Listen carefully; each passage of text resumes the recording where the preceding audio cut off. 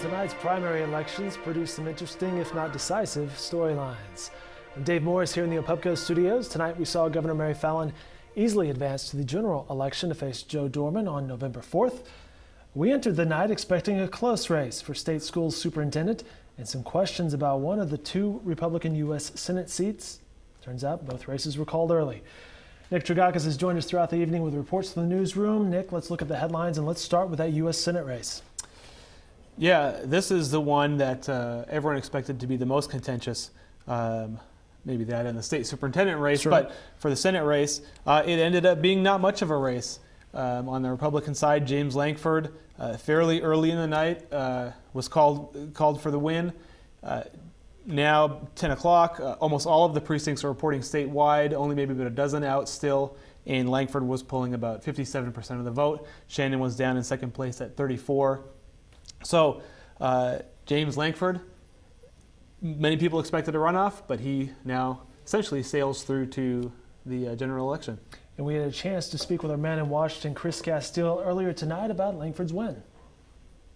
I really wasn't. In the last, few weeks or so, I've kind of felt like Lankford could win this without a runoff. At least that he had a path to do it, with the strong base that he has in central Oklahoma, and then of course, the network that he automatically has from all of his time at the Falls Creek Youth Camp. And he has a decent amount of money, and in the last couple weeks, he had momentum, I think, from Senator Tom Coburn, who they're running to replace, got involved kind of on his behalf without actually endorsing him, jumping to his defense about some of the negative ads that were run against him by outside groups that were involved in this race. I was not, however, expecting Lankford to get 57%. I was thinking it might be more in the range of 51, 52, somewhere in there if he could do this without a runoff, but it was a landslide. Tonight, this campaign is over, but our cause remains, and the fight definitely continues. We must remain committed to the ideas of liberty, and we must keep fighting for the conservative cause. And it starts right here in Oklahoma. We must get rid of Harry Reid.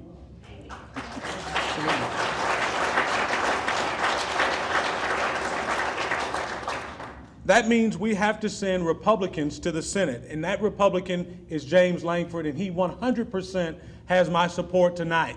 Let's talk about the race to fill Lankford's seat. It was pretty close tonight.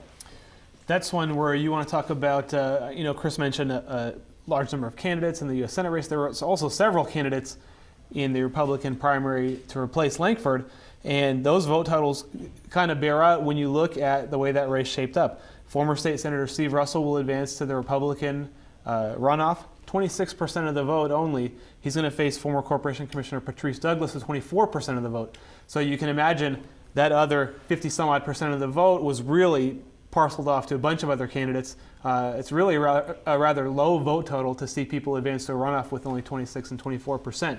But that's the way the cookie crumbles. Those two will advance. They're going to have to face a Democratic challenger, both with a couple name candidates. In the fifth side for the Democrats, Tom Guild is going to square off against Al McCaffrey. Al McCaffrey, former state senator and the first openly gay state senator in Oklahoma. He's now advanced to the runoff on the Democratic side in the 5th District. That'll be interesting to see. The runoff that Nick is mentioning here is on August 26th. In that interview that we spoke with Chris Castile there for just a second ago, he was mentioning typically in the runoff you have even less voter participation, so the turnout will be very critical for those candidates. Definitely, yeah. You're going to see, you would expect a very targeted approach by the candidates in the runoff. They're going to go to their analytics. They're going to go to who they think for sure are regular voters for that type of election and try to hit those people hard with a lot of targeted marketing and try to get them out to the polls. Well, one of the more interesting high-profile races tonight was the state schools superintendent race, but it didn't turn out to be much of a race, as it turns out. That's a perfect way to describe it. This is one in the lead-up, in the television campaign. It's hard to find a race that got nastier in advertising on the TVs than the race between Joy Hoffmeister and Janet Barisi, the incumbent superintendent. And this looks like now it'll be a one-term deal for Janet Barisi. Not only did Hoffmeister beat her, Hoffmeister took 57% of the vote in that race, Barisi came third in the race, losing to Brian Kelly of Edmond, who beat her by percentage points, about 21.4 to 21%. Barisi gave a rather terse concession speech, warned people that they weren't getting the candidate they thought they were getting, so kind of strong words there as she was defeated tonight. Meanwhile, Hoffmeister advances on with a pretty solid win, 57% of the vote, and we also have a runoff on the Democratic side of the superintendent race. John Cox will be going up against Frida Deskin. So we will have Hoffmeister having to wait it out a little bit to find out who she'll face in the general election. Nick mentioned the concession speech by Barisi. We have a clip from that speech.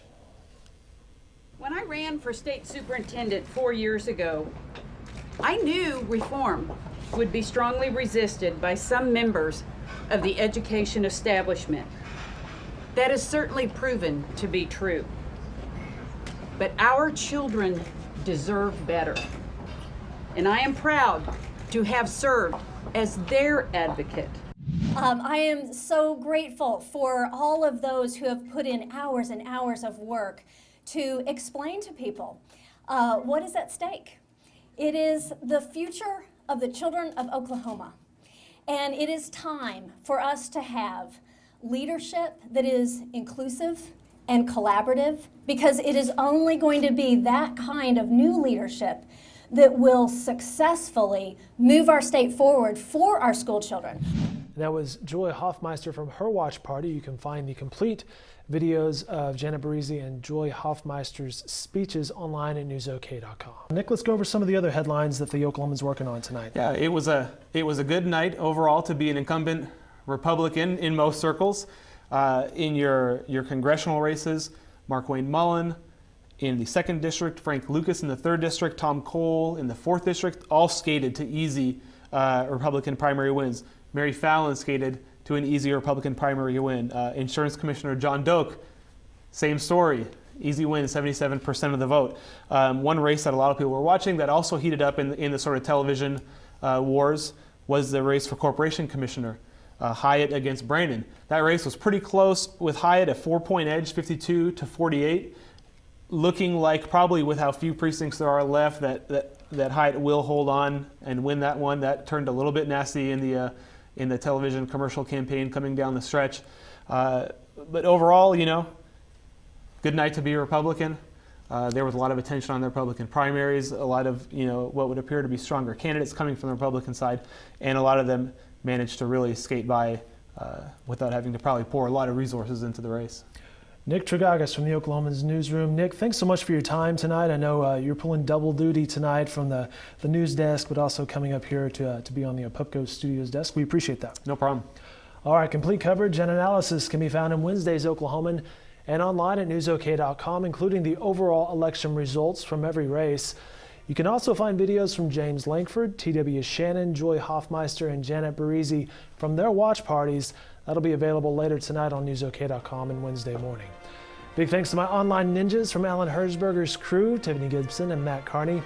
And thanks to my video crew tonight, Todd Frazier, Paige Dillard in the control room, and videographers Kyle Roberts, Tim Money, Damon Fontenot, Alex Strom, and Chris Griffin in the field. Thanks everybody, and have a great night.